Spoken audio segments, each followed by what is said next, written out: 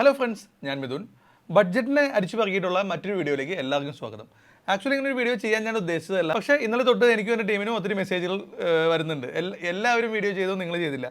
ഇതാണ് ഏറ്റവും പ്രശ്നം. ഈ ഫിനാൻഷ്യൽ ഇൻഫ്ലുവൻസേഴ്സിനെ കൊണ്ട് തോറ്റു. അവർ വെറുതെ നാട്ടിൽ പാനിക് ഉണ്ടായിക്കൊണ്ടിരിക്കുക. ഒരു ആവശ്യമില്ലാത്ത ചില കാര്യങ്ങളിൽ അപ്പോൾ ഞാനും അങ്ങനെ തന്നെയാണ് കേട്ടോ. ഒരു തംബ്നെയിലിൻ്റെ ഒരു വലിയ സംഭവം കൊടുക്കും, ടാക്സ് എഫ് നിർത്താൻ പോകുന്നു, അല്ലെങ്കിൽ 2024 ബഡ്ജറ്റ് നമ്മളുടെയൊക്കെ ഉറക്കം കിടത്തുന്നു. അങ്ങനെ ഒരു അഗ്രസീവ് ആയിട്ടുള്ള തംബ്നെയിൽ കാണുമ്പോൾ പറഞ്ഞിട്ട് കാര്യമില്ല. ഇതിനെപ്പറ്റി വലിയ മനസ്സിലാക്കാൻ പറ്റാത്ത ആൾക്കാരുടെ മനസ്സിലൊരു ചെറിയ ഒരു ടെൻഷൻ ഉണ്ടാവും. ഓഫ് കോഴ്സ് അത് ഞങ്ങളുടെ ഒരു പണിയാണ്. എനിവേ എല്ലാ യൂട്യൂബേഴ്സും ചെയ്യുന്നതാണ്. ഒരു ക്യൂരിയോസിറ്റി ക്രിയേറ്റ് ചെയ്താലാണല്ലോ നമ്മുടെ വീഡിയോസിന് റീച്ച് കിട്ടുള്ളൂ. ചിലപ്പോൾ എൻ്റെ വീഡിയോയിലും തംബ്നെയിൽ അങ്ങനെയൊക്കെ തന്നെയായിരിക്കും. നിർമ്മല സീതാരാമൻ എന്നെ കൊല്ലാൻ വരുന്നതെന്ന് പറഞ്ഞ് ഞാൻ ഓടുന്ന ഒരു പടം വരെ ചിലപ്പോൾ കൊടുത്തു വരും. സോ നമ്മുടെ ക്ലയൻസിന്റെ ഭാഗത്ത് നിന്ന് അങ്ങനെ ഒരു എൻക്വയറി വന്നതുകൊണ്ട് എനിക്ക് വീഡിയോ ചെയ്യാതിരിക്കാൻ നിവർത്തിയില്ല. ബട്ട് ഞാൻ ഈ ബഡ്ജറ്റിനെ വലിച്ചു നീട്ടി കീറി പൊളിക്കാനൊന്നും പോകുന്നില്ല. എന്നെ ബാധിക്കുന്ന കാര്യങ്ങൾ മാത്രമാണ് നിങ്ങളോട് പറയാൻ ആഗ്രഹിക്കുന്നത്. അല്ലെങ്കിൽ ഒരു ട്രേഡറെ, ഒരു സ്റ്റോക്ക് മാർക്കറ്റിൽ ഇൻവെസ്റ്റ് ചെയ്യുന്ന ഒരു ഇൻവെസ്റ്ററെ, ഒരു ട്രേഡറെ ഈ ബഡ്ജറ്റ് എങ്ങനെ ബാധിക്കും, അതിലുപരിയായിട്ട് ഞാൻ ഇന്ന് ഇൻവെസ്റ്റർ ചെയ്ത് എങ്ങനെയൊക്കെയാണ് ബാധിക്കാൻ പോകുന്നത്, ഞാൻ അതിനെ ഓവർകം ചെയ്യാനായിട്ട് എന്തൊക്കെ നടപടികൾ എടുക്കാൻ പോകുന്നത്, അല്ലെങ്കിൽ ഈ ബഡ്ജറ്റിൽ എന്തെങ്കിലും എനിക്ക് പോസിറ്റീവായിട്ടുള്ള കാര്യങ്ങളുണ്ടോ, ഇന്ന സ്റ്റോക്കുകൾക്ക് മൂവ്മെൻറ്റ് കിട്ടാൻ ചാൻസ് ഉണ്ട്, സോ അങ്ങനെ എന്തെങ്കിലും പോസിറ്റീവ് കാര്യങ്ങളുണ്ടോ, ഇത്തരം കാര്യങ്ങൾ മാത്രം ഡിസ്കസ് ചെയ്ത് ഇന്നത്തെ വീഡിയോ അവസാനിപ്പിക്കാം.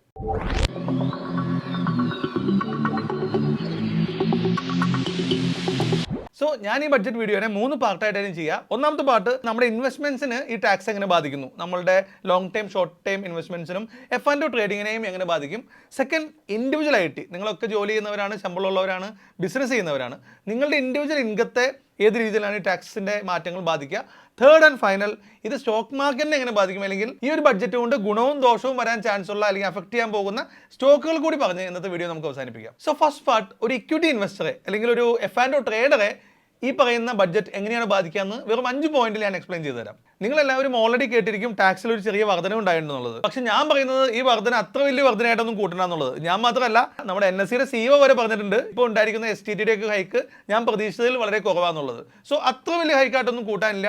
നിങ്ങൾക്ക് മുന്നോട്ട് പോകുമ്പോൾ തന്നെ മനസ്സിലാവും. ഒന്നാമത്തെ പോയിന്റ്, അത് ലോങ് ടൈം ക്യാപിറ്റൽ ഗെയിനെ പറ്റിയാണ്. നിങ്ങൾക്കറിയാം, നിലവിൽ നിങ്ങളൊരു സ്റ്റോക്ക് മേടിച്ച് ഒരു കൊല്ലത്തിന് മുകളിൽ വിൽക്കുമ്പോഴാണ് അതിനൊരു ലോങ് ടൈം ക്യാപിറ്റൽ ഗെയിൻ വരാം. അത് നിലവിൽ 10% നിങ്ങൾ കൊടുക്കേണ്ടത്. ഇനി അങ്ങോട്ട് 12.5% വേണം കൊടുക്കാൻ. ദാറ്റ് മീൻസ് നിങ്ങളൊരു സ്റ്റോക്ക് മേടിച്ചു, ഒരു കൊല്ലത്തിന് ശേഷം നിങ്ങളത് ലാഭത്തിൽ വിറ്റു, ആ കിട്ടുന്ന ലാഭത്തിൻ്റെ 10% മുമ്പ് കൊടുക്കേണ്ടത്. ഇനി മുതൽ 12.5% കൊടുക്കണം. നേരത്തെ പറഞ്ഞതുപോലെ 10 നിന്ന് 12.5 കൂടാന്ന് പറഞ്ഞാൽ വലിയൊരു ഹൈക്കായിട്ട് എനിക്ക് തോന്നുന്നില്ല. ആൻഡ് ഒരു അട്രാക്റ്റീവ് പോയിന്റ്, ഇതിനകത്ത് ലൂപ്പ് ഹോൾ ഉണ്ട്. അതാണ് പോയിന്റ് നമ്പർ 2. നിലവിൽ നിങ്ങൾക്ക് കിട്ടുന്ന ലാഭം 1 ലക്ഷം വരെയാണെങ്കിൽ, അപ് ടു 1 lakhs ആണെങ്കിൽ നിങ്ങൾ ടാക്സ് കൊടുക്കേണ്ടതില്ലായിരുന്നു. ആ ഒരു എക്സെപ്ഷൻ ലിമിറ്റ് ഈ പുതിയ ബഡ്ജറ്റോടുകൂടി 1,25,000 ആക്കിയിട്ടുണ്ട്. സോ ദാറ്റ് മീൻസ് നിങ്ങളൊരു ഫിനാൻഷ്യൽ ഇയറിൽ 1,25,000 രൂപ വരെ long time capital gain tax ഉണ്ടാക്കിയാൽ, അത്രയും പ്രോഫിറ്റ് ഉണ്ടാക്കിയാൽ നിങ്ങൾ ടാക്സ് കൊടുക്കേണ്ടതില്ല. അതിന് മുകളിൽ വരുന്ന ലാഭത്തിന് മാത്രം നിങ്ങൾ ഈ പറയുന്ന 12.5 കൊടുത്താൽ മതി. സോ ഇത് തന്നെ എന്നെ സംബന്ധിച്ച് എൻ്റെ ഒരു ലോങ് ക്ലയൻറ്റ് ബേസിനെ ബാധിക്കാത്തൊരു കാര്യമാണ്. എനിക്കറിയില്ല എത്രമാത്രം ആൾക്കാർ 1,20,000 കൂടുതൽ സ്റ്റോക്ക് മാർക്കറ്റിൽ നിന്ന് ഒരു കൊല്ലം ഇൻകം ഉണ്ടാക്കുന്നുള്ളത്. എൻ്റെ ലിസ്റ്റിൽ ഞാനിപ്പോൾ പറയാം, എനിക്ക് ഏകദേശം 75,000-ൽ കൂടുതൽ ക്ലയൻറ്റ് ബേസ് ഉണ്ട്. ഇതിൽ ഒരു 80% ആൾക്കാരും ഈ കാറ്റഗറിയിലേ വരുന്നുള്ളൂ.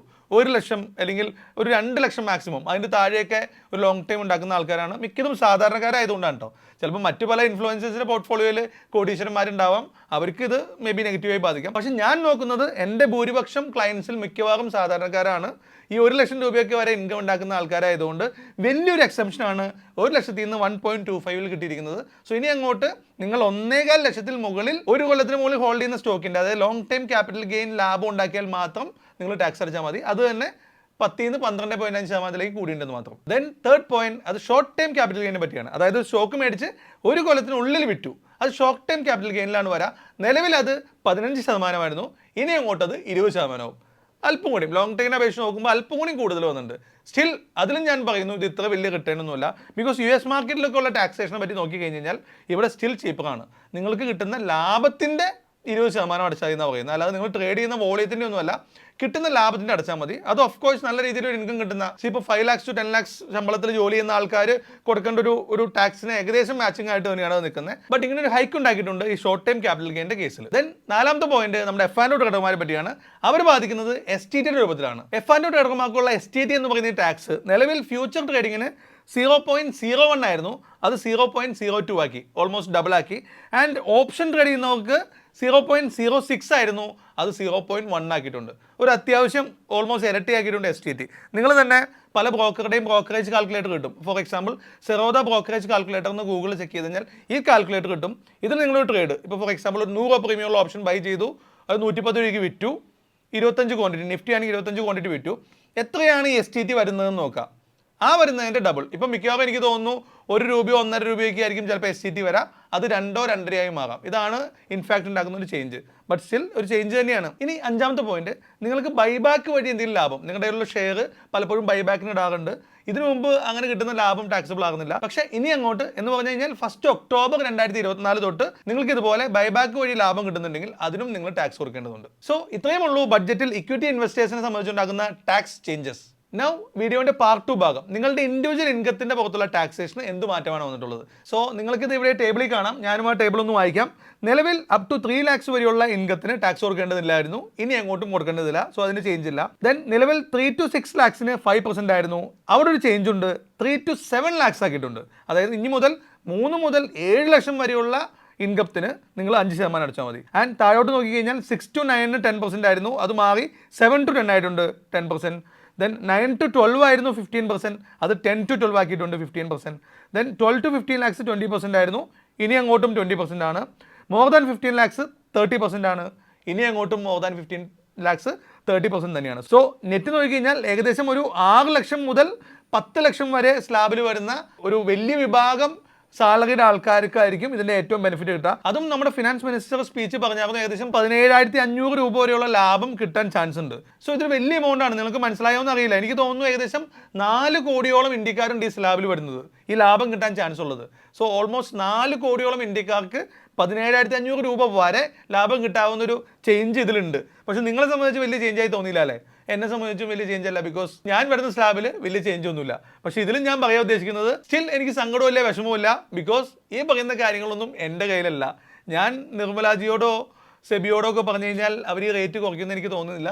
സോ എൻ്റെ കയ്യിലല്ലാത്ത കാര്യമായതുകൊണ്ട് തന്നെ ഇത്തരം കാര്യങ്ങൾ ഓർത്ത് ടെൻഷൻ അടിക്കാൻ എനിക്ക് യാതൊരു താല്പര്യമില്ല. തൊട്ട് മുമ്പത്തെ വീഡിയോ പറഞ്ഞ കോട്ട് ഞാൻ വീണ്ടും പറയുകയാണ്, ചേരയെ തിന്നുന്ന നാട്ടിൽ ചെന്നാൽ നടുക്കഷ്ണം തിന്നാന്നുള്ളതാണ് എൻ്റെ ഒരു പോളിസി. ആൻഡ് അതുമാത്രമല്ല, നിലവിലൊരു സ്റ്റാൻഡേർഡ് ഡിഡക്ഷൻ എന്ന് പറഞ്ഞ പരിപാടിയുണ്ട്. നിനക്ക് ഇൻകം ഉണ്ടെങ്കിൽ 50,000 രൂപ വരെ ഒരു സ്റ്റാൻഡേർഡ് ഡിഡക്ഷൻ എന്ന് പറഞ്ഞ് കട്ട് ഓഫ് ചെയ്ത് കളയാം. ഇനി അങ്ങോട്ട് അത് 70,000 ആയിട്ട് കൂട്ടിയിട്ടുണ്ട്. സോ 50,000 നിങ്ങൾ കട്ട് ഓഫ് ചെയ്യുന്ന ആൾക്കാർക്ക്, ഇത് ചെയ്യുന്ന ആൾക്കാർക്ക് അറിയാം, ഇൻകം ടാക്സ് ഫയൽ ചെയ്യുന്ന ആൾക്കാർക്ക് ഇങ്ങനൊരു കാര്യം അറിയാം. നിങ്ങൾക്ക് ഇപ്പോൾ ഒരു 3.5 ലക്ഷം ഇൻകം ഉണ്ട്, സോ 3 ലക്ഷം ടാക്സബിൾ അല്ല, ഒരു സ്റ്റാൻഡേർഡ് ഡിഡക്ഷൻ എന്ന് പറഞ്ഞാൽ 50,000 രൂപ കിട്ടും. സോ ഇനി അങ്ങോട്ട് അത് 70,000 ആണ്. സോ അപ് ടു 70,000 വരെ നിങ്ങൾക്കൊരു സ്റ്റാൻഡേർഡ് ഡിഡക്ഷൻ ക്ലെയിം ചെയ്യാവുന്നതാണ്. അതുപോലെ തന്നെ ഒന്നാണ് ഫാമിലി പെൻഷൻ ഡിഡക്ഷൻ. അത് നിലവിൽ 15,000 ആണ്. നിങ്ങളുടെ ഫാമിലിയിൽ ഒരു പെൻഷനെയർ ഉണ്ടെങ്കിൽ 15,000 ഡിഡക്ഷൻ കിട്ടിയിരുന്നത് ഇനി അങ്ങോട്ട് 25,000 ഡിഡക്ഷൻ കിട്ടും. സോ പുട്ട് ടുഗദർ ഇങ്ങനെ ഇൻഡിവിജ്വൽ ടാക്സേഷനിൽ ഉണ്ടാക്കുന്ന ചെറിയ മാറ്റം കൊണ്ട് ഞാൻ നേരത്തെ പറഞ്ഞ പോലെ 4 കോടിയോളം ഇന്ത്യക്കാർക്ക് ഒരു ലാഭം കിട്ടും. ഒരു ലാഭമല്ല, അപ് ടു 17,500 വരെ ലാഭം കിട്ടാം. സോ നിങ്ങൾ ഈ പറയുന്ന ഇൻകം സ്ലാബിൽ വരുന്ന ആൾക്കാരാണെങ്കിൽ എനിക്ക് തോന്നുന്നു 6 lakhs to 10 lakhs ഇൻകം സ്ലാബിൽ വരുന്ന ആൾക്കാർക്കാണ് ഏറ്റവും ബെസ്റ്റ് ബെനിഫിറ്റ് കിട്ടുക, ഒപ്പം പെൻഷനേഴ്സ് ഒക്കെ ഉണ്ടെങ്കിൽ. സോ നിങ്ങൾക്ക് ഇങ്ങനെ ഒരു ബെനിഫിറ്റ് കിട്ടുന്നുണ്ടെങ്കിൽ താഴെ കമൻറ്റ് ചെയ്യുക. അതുമാത്രമല്ല, ഈ കിട്ടുന്ന ലാഭം ഏതെങ്കിലും ഒരു മ്യൂച്വൽ ഫണ്ടിലോ നല്ല സ്റ്റോക്കിൽ SIP ആയിട്ടോ ഇൻവെസ്റ്റ് ചെയ്യുക. ഒരു കൊല്ലം നിങ്ങൾക്ക് 10,000 ആണ് മെച്ചം കിട്ടിയെന്ന് വിചാരിക്കും. ആ 10,000 വെറുതെ കളയാതെ ഏതെങ്കിലും നല്ല ടാറ്റ സ്റ്റീലോ ടാറ്റ മോട്ടോഴ്സോ HDFC ബാങ്കോ ഏതെങ്കിലും നല്ല സ്റ്റോക്കുകളിൽ ഒരു കൊല്ലം SIP ആയിട്ട് ഇൻവെസ്റ്റ് ചെയ്യുക, അല്ലെങ്കിൽ ഒരു മ്യൂച്വൽ ഫണ്ടിൽ ഇൻവെസ്റ്റ് ചെയ്യാൻ നിങ്ങൾ മറക്കല്ലേ. ബിക്കോസ് നിങ്ങൾക്ക് അഡീഷണലി കിട്ടുന്ന ബെനിഫിറ്റ് ആണ്, മസ്റ്റായിട്ടും നിങ്ങളിത് ഇൻവെസ്റ്റ് ചെയ്യേണ്ടതാണ്. നൗ നിങ്ങളെല്ലാവരും കാത്തിരിക്കുന്ന തേർഡ് പാർട്ട് അല്ലെങ്കിൽ അട്രാക്റ്റീവ് പാർട്ട്, ഈ ബഡ്ജറ്റ് കൊണ്ട് ഗുണവും ദോഷവും വരാൻ ചാൻസ് ഉള്ള പെട്ടെന്ന് കാണുന്ന സ്റ്റോക്കുകൾ. ഒത്തിരി സ്റ്റോക്കുകളുണ്ട്. ബഡ്ജറ്റ് ഫുള്ളി സ്കൂട്ടനൈ ചെയ്ത് കഴിഞ്ഞാൽ ഒത്തിരി സ്റ്റോക്കുകളുടെ ലിസ്റ്റ് കിട്ടും. പക്ഷേ പ്രഥമ ദൃഷ്ടിയാൽ കാണുന്ന കുറച്ച് സ്റ്റോക്കുകളുടെ പേരും അതിൻ്റെ കാരണവും മാത്രം പറഞ്ഞ് ഞാൻ വീഡിയോ അവസാനിപ്പിക്കുകയാണ്. സോ ഈ ലിസ്റ്റിൽ ഫസ്റ്റ് സ്റ്റോക്ക് റൂറൽ ഇൻഫ്രാസ്ട്രക്ചറിൽ നിന്നാണ്. ബിക്കോസ് ഇത്തവണത്തെ ബഡ്ജറ്റിൽ ഏറ്റവും കൂടുതൽ വെയിറ്റേജ് കൊടുത്തിട്ടുള്ളത് റൂറൽ ഇൻഫ്രാസ്ട്രക്ചറിനാണ്. ഈ റൂറൽ ഇൻഫ്രാസ്ട്രക്ചർ ഡെവലപ്പ് ചെയ്യുവാണെങ്കിൽ ഏറ്റവും മുഖ്യമായിട്ട് ബെനിഫിറ്റ് കിട്ടുക അതിൽ ഉൾപ്പെടുന്ന കമ്പനികൾ ഏതൊക്കെയായിരിക്കും? L&T, KNR കൺസ്ട്രക്ഷൻസ്, അതുപോലെ റൂറലിൽ കൺസ്ട്രക്ഷൻ ചെയ്യുന്ന കമ്പനികൾക്കായിരിക്കും ഏറ്റവും ഗുണം കിട്ടുക. Second FMCG സെക്ടറാണ്. അതിൻ്റെ കാരണവും റൂറൽ ഇൻഫ്രാസ്ട്രക്ചർ തന്നെയാണ്. റൂറൽ ഡെവലപ്മെൻറ്റിന് കണ്ടമാനം പദ്ധതികൾ കൊണ്ടുവന്നിട്ടുണ്ട്. അതുകൊണ്ട് തന്നെ FMCG റൂറലിൽ വളർന്നു കഴിഞ്ഞ് കഴിഞ്ഞാൽ FMCG കൂടും. കാരണം എന്താണ്? ആൾക്കാർക്ക് കൺസ്യൂമർ പ്രൊഡക്ട്സ് മേടിക്കാൻ പൈസ വേണ്ടേ? സോ റൂറൽ ഡെവലപ്മെൻറ്റ് FMCGയുടെ ബിസിനസ്സിനെയും ബാധിക്കും. സോ അതുകൊണ്ട് ഓഫ് കോഴ്സ് FMCG സ്റ്റോക്കിന് നല്ലൊരു ഗ്രോത്ത് ഉണ്ടാവാൻ ചാൻസ് ഉണ്ട്. ഏതൊക്കെയാണ്? നമ്മൾ എപ്പോഴും പറയാറുള്ള ITC, ബ്രിട്ടാനിയ, നെസ്ലെ ഇതുപോലെയുള്ള FMCG സ്റ്റോക്കുകൾക്ക് ഒരു ഗുണം കിട്ടാൻ ചാൻസ് ഉണ്ട്. ദെൻ തേർഡ്, ആവാസ് യോജനയ്ക്ക് ഒരു മുൻഗണന കൊടുത്തിട്ടുണ്ട്. അർബൻ ആൻഡ് റൂറൽ ആവാസ് യോജനകൾക്ക് മുൻഗണന കൊടുത്തിട്ടുണ്ട്. അതുകൊണ്ട് തന്നെ വീട് വയ്ക്കുമ്പം വീട് കൂടുതൽ ഉണ്ടായി കഴിഞ്ഞാൽ ഏറ്റവും കൂടുതൽ ബെനിഫിറ്റ് ആർക്കായിരിക്കും? ഹൗസിംഗ് ലോൺ കൊടുക്കുന്ന സ്റ്റോക്കുകൾക്കായിരിക്കും, അല്ലെങ്കിൽ വീട് വയ്ക്കുന്ന കമ്പനികൾക്കായിരിക്കും. So HDFC bank, LIC housing finance, Can Fin Homes ഇതുപോലത്തെ സ്റ്റോക്കുകളാണ് ഈ ലിസ്റ്റിൽ ഏറ്റവും കൂടുതൽ എനിക്ക് തോന്നിയിട്ടുള്ളത്. ആൻഡ് ഫോർത്ത്, ഗോൾഡിൻ്റെയും പ്ലാറ്റിനത്തിൻ്റെ ഒക്കെ ഡ്യൂട്ടി കുറച്ചിട്ടുണ്ട്. അറൗണ്ട് 6 to 6.5% വരെയൊക്കെ ഡ്യൂട്ടിയിൽ കുറവുണ്ട്. ഇത് വലിയൊരു ചേഞ്ചാണ്. ആൻഡ് ഇതുമൂലം ഗോൾഡിൻ്റെയും ഡ്യൂട്ടി കുറച്ച് കഴിഞ്ഞാൽ ആരെയായിരിക്കും ബാധിക്കുക? ഒന്ന് ജ്വല്ലറികളെയും, രണ്ട് നമ്മളെപ്പോലത്തെ ഗോൾഡിൽ ഇൻവെസ്റ്റ് ചെയ്യുന്ന ഫിസിക്കൽ ഗോൾഡ് മേടിക്കുന്നവരെയും. ഈ രണ്ട് പേർക്കും ഗുണമാണ്. സോ മസ്റ്റായിട്ട് നിങ്ങൾക്ക് ഗോൾഡ് മേടിച്ചു തുടങ്ങാം. വരും ദിവസങ്ങളിൽ ഒരു തരക്കേട്ടില്ലാത്ത ഡിപ്പ്, ഗോൾഡിൻ്റെ റേറ്റ് ഡിപ്പ് എന്നല്ല പറയാം, ഗോൾഡ് റേറ്റിൽ വിലക്കുറവ് കിട്ടാൻ ചാൻസ് ഉണ്ട് ഈ ഒരു ചേഞ്ച് കൊണ്ട്. ആൻഡ് ജ്വല്ലറി സ്റ്റോക്സിൽ നമുക്ക് ഫോക്കസ് ചെയ്യാവുന്നത് ടൈറ്റൻ, കല്യാൺ ജ്വല്ലേഴ്സ്, അതുപോലുള്ള മറ്റ് നിങ്ങൾക്ക് സേഫായി തോന്നുന്ന ഏത് ജ്വല്ലറി സ്റ്റോക്സ് വേണമെങ്കിലും കൊടുക്കാം. ഈ കല്യാൺ ജ്വല്ലേഴ്സൊക്കെ എൻ്റെ റഡാറിലുള്ള സ്റ്റോക്ക് ആയിരുന്നു കേട്ടോ. ആക്ച്വലി ഞാനൊരു 600-നൊക്കെ മേടിച്ച് 900+ കൊടുത്തു. ഇപ്പോഴൊക്കെ എവിടെയോ നിൽക്കുവാണ്. സോ ഇനി ഈ സ്റ്റോക്കുകളൊക്കെ ബൈ ഓൺ ഡിപ്പിൽ നോക്കാം. ഇപ്പോൾ പർച്ചേസ് ചെയ്യാതെ ഒരു ചെറിയ വിലക്കുറവിൽ കിട്ടുമ്പം ബൈ ചെയ്യുക. അത് ചിലപ്പോൾ കിട്ടണമെന്നില്ല. അതിൽ ഞാൻ സേഫായി പറയുന്നത് SIP മോഡൽ ഇൻവെസ്റ്റ് ചെയ്യുക. ഇപ്പോൾ കുറച്ച് മേടിക്കുക, ഒരു നിശ്ചിത പ്രൈസ് താഴ്ന്നു കിട്ടിക്കഴിഞ്ഞാൽ വീണ്ടും ഇൻവെസ്റ്റ് ചെയ്യുക. സോ ഗോൾഡിൻ്റെയും പ്ലാറ്റിനത്തിൻ്റെയൊക്കെ ഉള്ള ഒരു ചേഞ്ച് കൊണ്ട് ജ്വല്ലേഴ്സ് ആയിട്ടുള്ള സ്റ്റോക്സിൽ മേജർലി ടൈറ്റൻ, കല്യാൺ ജ്വല്ലേഴ്സ് പോലുള്ള സ്റ്റോക്കാണ് ഞാൻ ഫോക്കസ് ചെയ്യാൻ പോകുന്നത്. ആൻഡ് ഫൈനലി 5th സെഗ്മെന്റ് എന്ന് പറഞ്ഞു കഴിഞ്ഞാൽ മൊബൈൽ ഫോണിൽ ഒരു കസ്റ്റം ഡ്യൂട്ടിയിൽ കുറവുണ്ട്. ഒരു 15% കസ്റ്റം ഇമ്പോർട്ട് ഡ്യൂട്ടിയിൽ ഒരു വ്യതിയാനം വന്നിട്ടുണ്ട്. അത് ബാധിക്കുന്നത് ഡിക്സൺ ടെക്നോളജീസ്, ആംബർ എൻ്റർപ്രൈസസ് പോലുള്ള കമ്പനികളാണ്. പക്ഷേ ഇവിടെ ഒരു പ്രശ്നമുണ്ട്. ഇത് നെഗറ്റീവായിട്ടാണ് ബാധിക്കുക, പോസിറ്റീവായിട്ടല്ല ബാധിക്കുക. ബിക്കോസ് ഇമ്പോർട്ട് ഡ്യൂട്ടിയിലാണ് കുറവ്. സോ നാട്ടിൽ പ്രൊഡക്ഷൻ ചെയ്യുന്ന കമ്പനികൾ, ഡിക്സനെ പോലെയുള്ള ലോക്കൽ മാനുഫാക്ചറേഴ്സിന് അതൊരു നെഗറ്റീവ് ന്യൂസാണ്. നിങ്ങളുടെ ഹോൾഡിങ്ങിൽ നിലവിൽ സ്റ്റോക്ക് ഉണ്ടെങ്കിൽ ഒന്ന് ഒഴിവാക്കുന്നത് നല്ലതായിരിക്കും. സോ ഇതൊക്കെയാണ് ഞാൻ പെട്ടെന്ന് ഈ പറയുന്ന ബഡ്ജറ്റിനെ ഒന്ന് വിലയിരുത്തിയപ്പം എൻ്റെ മുന്നിൽ ശ്രദ്ധയിൽപ്പെട്ട സ്റ്റോക്കുകൾ. സോ ഇത്രയൊക്കെയാണ് എൻ്റെ ബഡ്ജറ്റിലെ വിലയിരുത്തൽ. ഞാൻ പൊതുവെ പറഞ്ഞു കഴിഞ്ഞാൽ ലോങ് ടൈം ഇൻവെസ്റ്റേഴ്സിന് നല്ലൊരു ബഡ്ജറ്റ് തന്നെയാണ്. നിങ്ങൾ ഈ പറയുന്ന STTയിലും long time, short time capital ഗെയിനിലൊക്കെ ടാക്സ് കൂടിയിട്ടുണ്ടെങ്കിലും ഈ പറയുന്ന വലിയ മാർക്കറ്റ് കാശൊന്നും കണ്ടിട്ട് പോലുമില്ല. ഇപ്പോൾ കഴിഞ്ഞ ബഡ്ജറ്റിൽ നമ്മൾ കണ്ടതാണ് STT ടാക്സിനൊക്കെ പറ്റി സ്പീച്ച് നിർമ്മലാ സീതാരാമൻ പറഞ്ഞപ്പം ഒരു ഷാർപ്പ് ഫോൾ മാർക്കറ്റിൽ ഉണ്ടാവുന്നത് കണ്ടു. പക്ഷേ വളരെ ക്വിക്കായിട്ട് തന്നെ ആ ഫോൾ റിക്കവറായി. ഇത് തന്നെ നല്ലൊരു സിംറ്റമാണ്. ഒരു ലോങ് ടൈം ഇൻവെസ്റ്റേഴ്സിന് നല്ലൊരു സിംറ്റം തന്നെയാണ് ബഡ്ജറ്റ് വന്നിരിക്കുന്നത്. നിങ്ങൾ ഇത്തരം ഓപ്പർച്യൂണിറ്റികൾ ബൈ ഓൺ ഡിപ്പ്, ഞാൻ എപ്പോഴും പറയുന്ന പോലെ ഒരു ലംസം ഇടാതെ ഓരോ ഡിപ്പിലും ബൈ ചെയ്യുക എന്നുള്ള കൺസെപ്റ്റിലേക്ക് എത്താം. ഓരോ ഡിപ്പും നമുക്കൊരു ഓപ്പർച്യൂണിറ്റി ആയിട്ട് കാണാം. അപ്പോൾ നേരത്തെ പറഞ്ഞ L&T, ജ്വല്ലേഴ്സ് ആയിട്ടുള്ള ടൈറ്റൻ, ഇത്തരം സ്റ്റോക്കുകളൊക്കെ ഡിപ്പ് കിട്ടാൻ വേണ്ടി നിങ്ങൾ പ്രാർത്ഥിക്കുക. നിങ്ങളുടെ പോർട്ട്ഫോളിയോയിൽ ഉണ്ടെങ്കിലും നിങ്ങൾ നോക്കിയിരിക്കുവാണെങ്കിലും ഒരു ഡിപ്പ് കിട്ടിക്കഴിഞ്ഞാൽ കുറച്ചേച്ച് അക്യുമുലേറ്റ് ചെയ്യാം. ഓഫ് കോഴ്സ് ലോങ് ടൈം മുന്നോട്ട് പോകുമ്പോൾ നിങ്ങളുടെ രാജ്യം ഇമ്പ്രൂവ് തന്നെ ചെയ്യും. നിങ്ങളുടെ മാത്രമല്ല എൻ്റെയും രാജ്യം ഇമ്പ്രൂവ് ചെയ്യും. ഞാനും നിങ്ങളൊക്കെ കോടീശ്വരന്മാരാവും. So start investing. ഇത്തരം പല യൂട്യൂബേഴ്സും പല നെഗറ്റീവ് കാര്യങ്ങളൊക്കെ പറയും. ഒന്നിനും ചെന്ന് വീഴണ്ട. ഞാൻ പറയുന്ന കാര്യം മാത്രം ശ്രദ്ധിക്കുക.